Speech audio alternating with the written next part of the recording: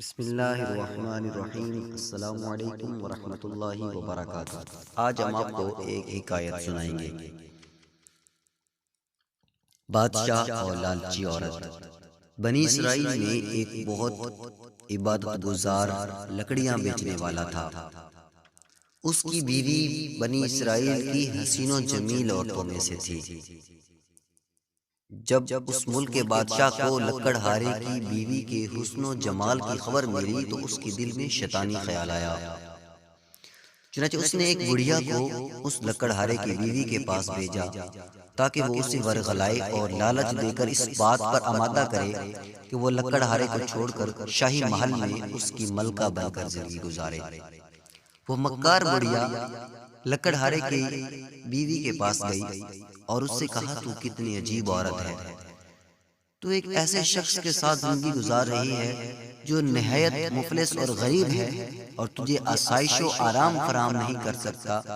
اگر تو چاہے تو بادشاہ کی ملکہ بن سکتی ہے۔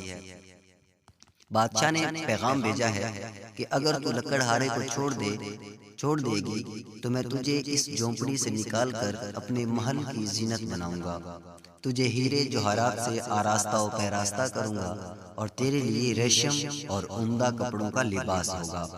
جب اس عورت نے یہ باتیں سنی تو لالچ میں آ گئی اور اس کی نظروں میں بلند و بالا محلات اور اس کی آسائشیں گھومنے لگی۔ چنانچہ اس نے لکڑہارے سے بے رخی اختیار کر لی اور ہر وقت اس سے ناراض رہنے لگی۔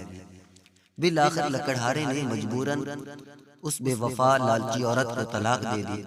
وہ خوشی خوشی بادشاہ کے پاس پہنچی اور اس سے شادی کر لی۔ جب بادشاہ اپنی نئی دلہن کے پاس حجلۂ عروسی میں پہنچا تو اس کی بینائی جاتی رہی۔ بادشاہ اندھا ہو گیا، اس کے ہاتھ خشک ہو گئے، بیکار ہو گئے اور زبان گنگی ہو گئی اور کان بہرے ہو گئے۔ یہی حال عورت کا بھی ہوا، وہ بھی اندھی ہو گئی، ہاتھ اس کے بیکار ہو گئے، زبان گنگی ہو گئی اور کان بہرے ہو گئے۔ جب یہ خبر اس دور کے نبی علیہ السلام کو پہنچی اور انہوں نے اللہ عز و جل کی بارگاہ میں ان دونوں کے بارے میں عرض کی تو ارشاد ہوا، میں ہرگز ان دونوں کو معاف نہیں کروں گا۔ کیا انہوں نے یہ سمجھ لیا کہ جو حرکت انہوں نے کی، انہوں نے لکڑہارے کے ساتھ کی، میں اس سے بے خبر ہوں۔